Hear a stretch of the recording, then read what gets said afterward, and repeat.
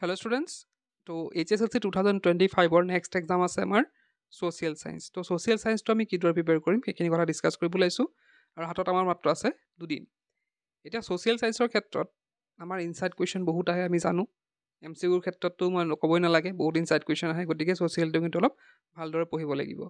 তো MCQ কথা তোমালোকে অলৰেডি জানাই যে চেপ্টাৰ পঢ়িব লাগিব চেপ্টাৰৰ পৰা যিহেতু আহিব গোটেইখিনি গতিকে চেপ্টাৰটো আমি এবাৰ পঢ়িবই লাগিব সেইটো কাৰণ ইনচাইড কুৱেশ্যন বহুত আহে তাৰোপৰি আমি এতিয়া চাম কি যে কোনবিলাক ডাঙৰ ডাঙৰ লং কুৱেশ্যন কেনেকুৱা চাম ক'ৰ পৰা চাব লাগিব বা কেনেদৰে চাব লাগিব সেইখিনি কথাও ডিছকাছ কৰিম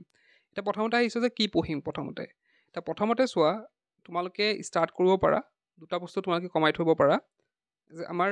যোনটো পলিটিকেল আৰু ইকনমিক্সৰ পাৰ্ট আছে সেই দুটা কমাই থ'ব পাৰা প্ৰথমতে কাৰণ এই দুটা মই ভাবোঁ যে এইকেইটা ইজি পোৱা তোমালোকে পলিটিকেল চায়েন্স আৰু ইকনমিক্স তো সেই দুটা পাৰ্ট তোমালোকে কমপ্লিট কৰি থ'বা 4টা চেপ্টাৰ আছে আৰু চেপ্টাৰকেইটা বহুত ডাঙৰ ডাঙৰ নহয় সৰু সৰুৱে আছে গতিকে সেই দুটা যদি পাৰ্ট তোমালোকে কমাই থোৱা তেতিয়া কিন্তু লাভ হ'ব আৰু সেই দুটা চেপ্টাৰো পঢ়িবা তোমালোকে তো তোমালোকে ট্ৰাই কৰিবা ভিডিঅ'টো চোৱাৰ পিছতে লাইক আজিৰ পৰা যদি তোমালোকে আজিৰ পৰা ধৰি যদি পাৰা 4টা চেপ্টাৰ কমাবলৈতো ভাল কথা নহ'লে ধৰা 2টা বা 3টা যদি কমাই থোৱা কাইলৈলৈকে তোমালোকৰ বহুতখিনি ৰাহি হৈ থাকিব এতিয়া ইকনমিক্স আৰু পলিটিকেল চায়েন্স শেষ হোৱাৰ পাছত ধৰিবা কোনটো জিঅ'গ্ৰাফী ধৰিবা এতিয়া জিঅ'গ্ৰাফী কিন্তু পঢ়িবলৈ বহুত আছে মানে ইনচাইড কুৱেশ্যনো বহুত আহে আৰু পঢ়িবলগীয়া লং চেপ্টাৰকেইটাও আছে গতিকে পঢ়িবলৈ অলপ সময় লাগিব গতিকে তোমালোকে কি কৰিব লাগিব জিঅ'গ্ৰাফীটো নেক্সট ধৰিবা আৰু তাৰ লগতে তোমালোকে মেপটো প্ৰেক্টিছ কৰিব নাপাহৰিবা মেপৰ পৰা যিহেতু বহুত কুৱেশ্যন মানে আহেই মেপখন তো মেপৰ বিভিন্ন ডিষ্ট্ৰিক্ট ক'ত কি চিলেক্ট কৰিব লাগে সেইখিনি আগৰ প্ৰিভিয়াছ ইয়াৰ কুৱেশ্যন চালেও পাবা বা ইতিমধ্যে হৈ যোৱা সেই টেষ্ট পেপাৰবিলাকো চালে তোমালোকে গম পাবা যে কেনেধৰণৰ কি মানে ঠাই তাত বহাবলৈ আহে সেইখিনি তোমালোকে পাই যাবা তো সেইখিনি তোমাক প্ৰেক্টিছো কৰিব লাগিব জিঅ'গ্ৰাফীৰ গতিকে 4টা চেপ্টাৰ তোমালোকে ধুনীয়াকৈ কৰি যাবা তাৰপিছত আছে হিষ্ট্ৰী লাষ্টত মই ভাবোঁ যে হিষ্ট্ৰী চেপ্টাৰবিলাক কৰিলে ভাল হয় কাৰণ তাত যিহেতু বহুতো কথা মনত ৰাখিব লাগে বিভিন্ন চন থাকে তাত বিভিন্ন ফেক্টছ থাকে তো গতিকে হিষ্ট্ৰীটো যদি লাষ্টত পঢ়া বেছি ভাল হয় বুলি মই ভাবোঁ গতিকে তোমালোকে কি কৰিবা হিষ্ট্ৰীটো লাষ্টত তোমালোকে প্ৰেক্টিছ কৰিব পাৰা এতিয়া এই গোটেইখিনি পঢ়াৰ পিছত লাইক আজি অলপ দিন আছে আজি অলপ পঢ়িব পাৰিবা কাইলৈ অলপ পঢ়িব পাৰিবা নেক্সট পৰহিলৈ ধৰা তোমালোকে এনেকৈ কৰিবা যে আগবেলাৰ ভিতৰত গোটেইখিনি শেষ কৰি এইখিনি ৰিভিজনে দিয়া আছে তোমালোকৰ আগবেলাৰ ভিতৰত গোটেইখিনি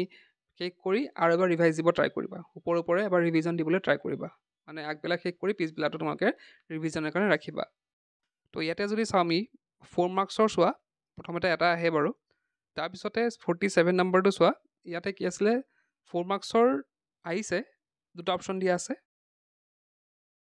তো ইয়াতে কি আছিলে কুৱাইট ইণ্ডিয়া মুভমেণ্টৰ বিষয়ে আহিছিলে আকৌ এইপিনে ইণ্ডিয়ান ইণ্ডিপেণ্ডেঞ্চ এক্টৰ বিষয়ে আহিছিলে নেক্সট যদি আমি চাওঁ 48 নম্বৰ তো ইয়াতে কি আহিছিল 4 মাৰ্কছৰ এটা আহিছিলে নেক্সট আমাৰ অসমীয়া ভাষা উন্নতি সাধনী সভা এইটো আছাম হিষ্ট্ৰীৰ পৰা আহিছিলে তো ইয়াতো চোৱা তোমালোকে দুটা অপশ্যন আছিলে তাৰপিছতে চোৱা right briefly on the culture of yoga in India 3 মাৰ্কছৰ আহিছিলে তাৰ দি পেলাই আৰু এটা কি আহিছিলে right briefly on heritage of painting in Assam তেনেধৰণে অপশ্যন থাকিব নেক্সট আছিলে চোৱা